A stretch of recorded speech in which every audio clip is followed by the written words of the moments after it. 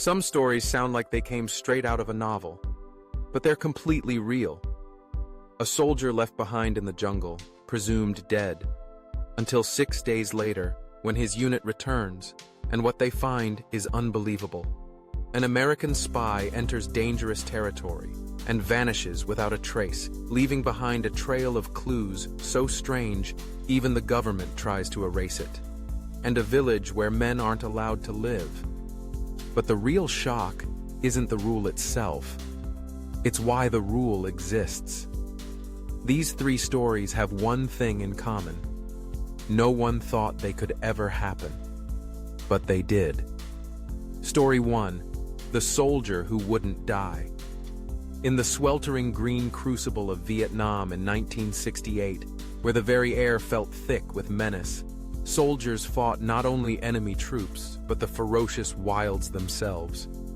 Each man in the dense, tangled jungle learned quickly that survival was a matter of luck, willpower, and the fickle mercy of fate. Among them was Sergeant James Rowe, Jimmy to his friends, a young man from Ohio whose fate would carve him into legend. For Jimmy and his 5-man recon team, the jungle was an ever-changing enemy. Heat and humidity pressed in from all sides. Mosquitoes buzzed in infinite swarms. The roots beneath the forest floor, slick from the ceaseless rains, threatened to trip even the most careful step. But above all, there was the fear, an unbroken tension humming beneath every movement and every breath. They had been inserted close to enemy territory, deep in the La Chuan Valley, with orders to observe and report on enemy movements. Fast, quiet, unseen. They moved carefully, consulting rough maps, radios slung over shoulders, boots sinking into mud at every step. It was the kind of assignment where days became a blur of exhaustion and professional paranoia. Every sound weighed and judged. Is it a monkey in the treetops or the click of a Kalashnikov? On their 3rd night, just as the sun bled behind a canopy of endless green, Jimmy and his team felt the jungle change. Somehow, all the normal noise evaporated. No crickets, no wind. It was as if the land were holding its breath, waiting. Then, chaos exploded. Machine gun fire crashed through the foliage, so sudden and furious it seemed the world itself was torched in gunmetal lightning. The Vietnamese had set a classic L-shaped ambush, disciplined and ruthless. The earth kicked up in greasy clots, bullets stitching through leaves and men alike. 2 of Jimmy's team fell instantly, gone, just like that. Jimmy, hit in the shoulder and leg, did what instinct and training demanded. Crawled for whatever cover he could find, fading in and out, his own blood leaking into the dirt. As the gunfire faded, replaced by terrible silence, the survivors were forced to retreat. Into the night, under the thick blanket of the humid dark, they radioed for extraction. Jimmy Rowe, they reported back, had been killed in action. But the jungle was not done with Jimmy Rowe. Several days later, so long after that hope should have withered, a small American recovery team returned to the site, faces grim beneath their helmets, expecting little more than to recover the dead. When that soldier was found alive, the only question was, how did he survive? But in the next story, the question isn't about life or death. It's about someone who completely disappeared. An FBI agent goes missing in the heart of the Middle East, and what's uncovered next reveals a plot that shakes the entire intelligence world. Story 2. The Spy Who Vanished. In the shadowed labyrinth of international espionage, stories rarely find clarity. They flicker at the edges of perception, their details obscured by layers of secrecy and denial, until all we are left with is the haunting outline of a truth we cannot quite see. The story of Daniel Hartman is one such specter. A tale of a man who vanished into that ambiguous world, leaving behind only questions and an unyielding sense of unease. Daniel Hartman's life was, by all outward appearances, a testament to consistency and dedication. As a retired FBI agent, he had earned a reputation for meticulous attention to detail, an unshakable sense of duty, and, above all, discretion. He was the kind of agent trusted with the most delicate of assignments, a handler of secrets whose word was bond and whose presence was both reassuring and inscrutable. By 2007, he had officially retired from federal service for nearly a decade, trading the relentless uncertainty of fieldwork for the ordinary chaos of family life. He was 59, a husband, and father to 7 children, a man who might have spent his later years in the comfort of anonymity. Yet in March of that year, Daniel made the fateful decision to board a flight to an island off the southern coast of Iran, Kushan, a place known for its restless crossroads of smuggling and political intrigue. Officially, he told his family that his journey was a matter of private business. He cited rumors of cigarette smuggling tied to an international corporation, an investigation that, if successful, might have been lucrative and, perhaps, even routine. But Daniel was not a man given to chance. When he checked into his modest beachfront hotel, using his real name, no one suspected the depths of the deception that would soon unfold. The morning after his arrival, Daniel was scheduled to meet with Ali Fahd, a figure whose reputation stretched across continents and criminal syndicates. Fahd was said to thrive where legitimacy ended, his dealings running the spectrum from low-level smuggling to whispers of intelligence brokering. Their rendezvous was to be simple: coffee, a conversation, an exchange. But Daniel Hartman never came back from that meeting. When hotel staff entered his room later that day, they found a scene frozen in time. His passport lay untouched alongside his suitcase and personal effects. There were no signs of a struggle, no hasty departure, no hint of voluntary absence, only silence. It was as though Daniel had simply evaporated from the world, leaving only his absence behind. The initial response from the government was one of studied neutrality. Daniel Hartman, they insisted, was in Iran for personal reasons. He had no official ties to intelligence or statecraft. There was, they suggested, no story here, just a missing traveler in a hostile land. Iran echoed this refrain, denying any knowledge or involvement in Hartman's disappearance. But in the opaque world Daniel once occupied, the visible story is almost never the real one. Inside the United States intelligence community, Daniel's vanishing triggered an altogether different set of alarms. Unofficial whispers grew into a discreet but determined investigation, not into where Hartman was, but rather how and why he had come to be in Kushan. Layers of secrecy peeled back to reveal a troubling undercurrent. After his formal retirement from the FBI, Daniel had begun working with a clandestine cabal of CIA analysts. Frustrated by what they saw as the agency's systemic inertia, this off-the-books unit took to recruiting their own assets, former operatives like Daniel, to conduct freelance intelligence operations in the world's most dangerous theaters. These analysts were not field operatives accustomed to the complexities of human intelligence gathering. They were data-obsessed outsiders, keen to circumvent the bureaucratic machinery that, in their view, stifled innovation and risk-taking. So they sent Daniel to Iran to face contacts and dangers they could barely imagine, without the sanction or support of the agency's leadership. It was an operation so unauthorized, so unsanctioned, that when Daniel Jackson vanished, his handlers responded not with rescue, but with denial. Files disappeared, email servers were scrubbed, and Daniel became, overnight, a ghost within his own agency, a secret erased to protect other secrets. For Daniel's family, the days stretched to weeks, then months, spent in a fog of uncertainty and official silence. The uncertainty became agony. Then, 2 years later, came the photograph. The message was chilling in its ambiguity.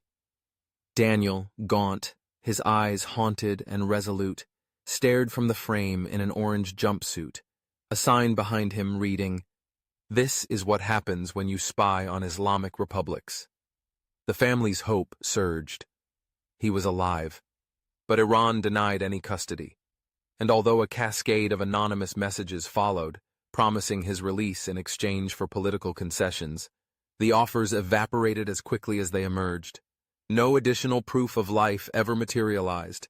The negotiators themselves vanished into the ether. Journalists, ever watchful for the crack in the door, began to pull at the tangled threads. In 2013, the Associated Press delivered a bombshell. Daniel had, in fact, been working for the CIA at the time of his disappearance. Congressional hearings and internal investigations followed. Heads rolled, but none were those truly responsible. Settlements were paid, but no closure offered. In the years that followed, rumors chipped away at the official story. A former Iranian defector recounted seeing a man who fit Daniel's description in a remote prison, moved from cell to cell, known only as the Ghost. Yet efforts to confirm this tale dissolved into uncertainty. Intelligence was inconclusive, witness testimony suspect. And then, in 2020, the government punctuated the narrative with its own epilogue. Daniel Hartman, they now believed, had died in Iranian custody. No evidence was released, no remains returned.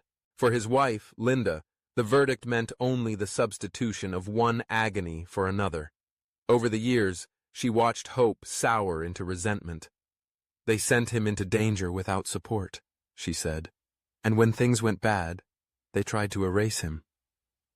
The candle in her window, she explained, remained not as a beacon of hope, but as a memorial, for the truth, for the man she loved, for the possibility of answers that may never come. In the end, the disappearance of Daniel Hartman stands as a stark testimony to the risks of a world lived in shadow. We may never know for certain what happened on Kushan Island, or in the years that followed. All that is left are gaps in the record tapes, the grief of a family, and a legacy written in vanishing ink.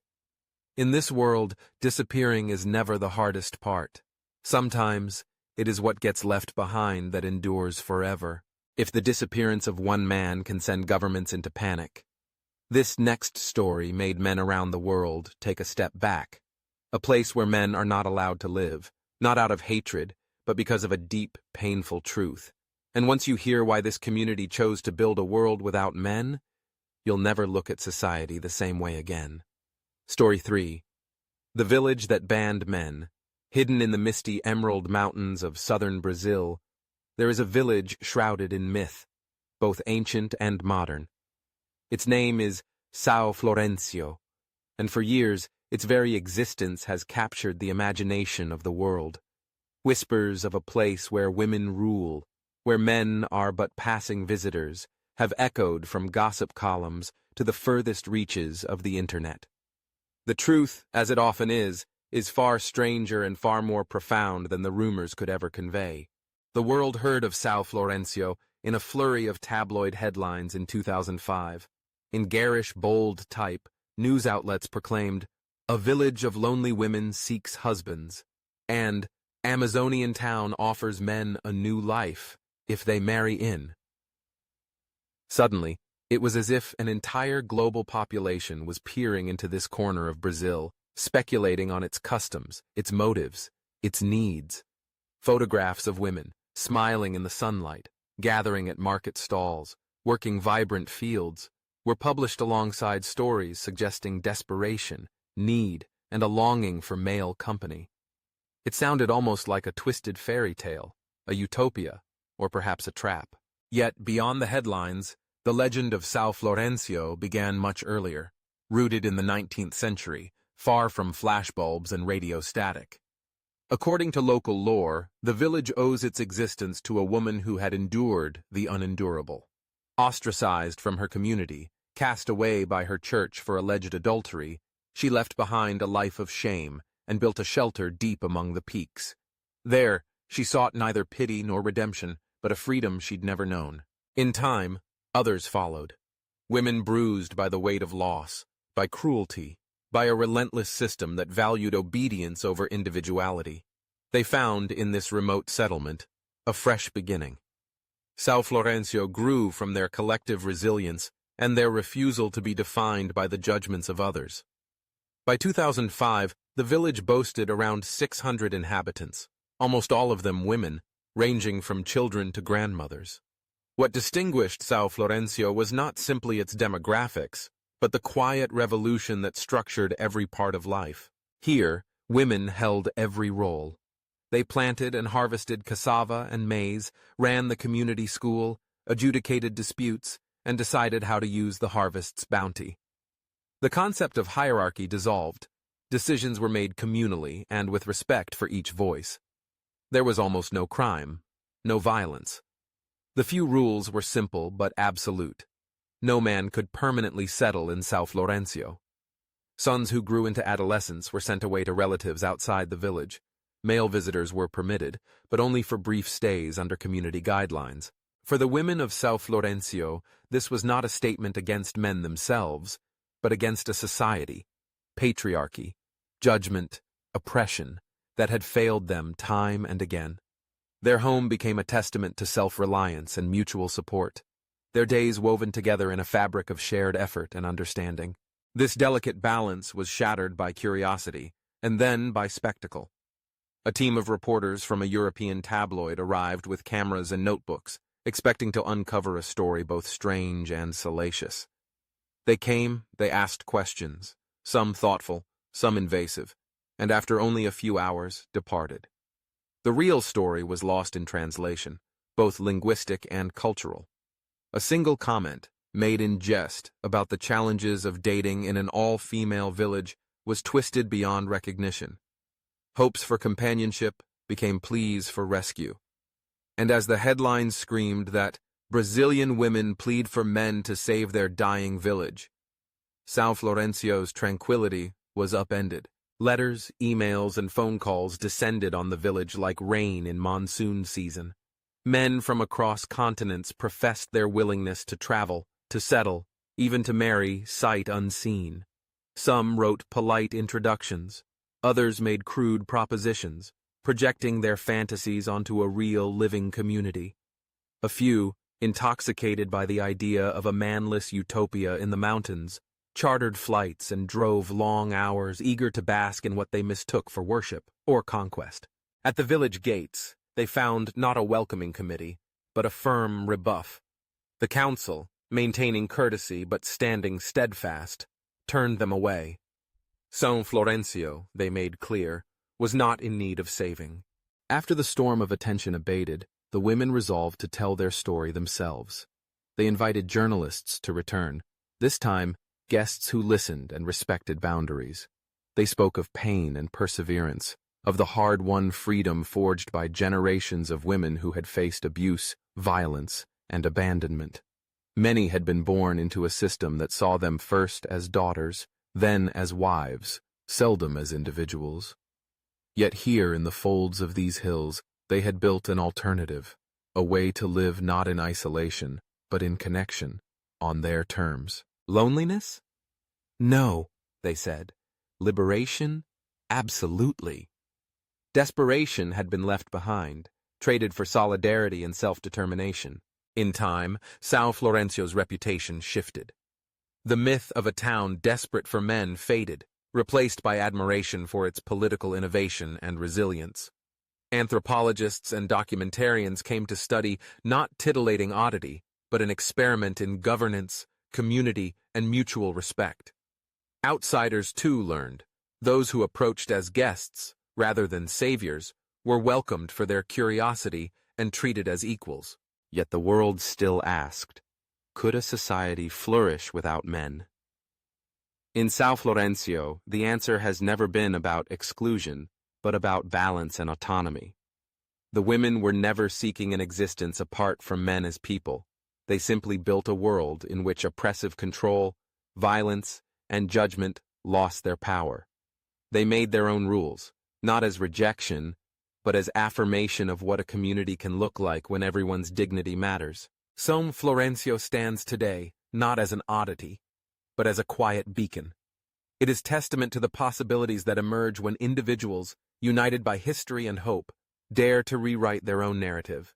Here, in a mountain village often hidden from view, centuries-old assumptions fall away, and new ways of living, rooted in respect and solidarity, have room to grow.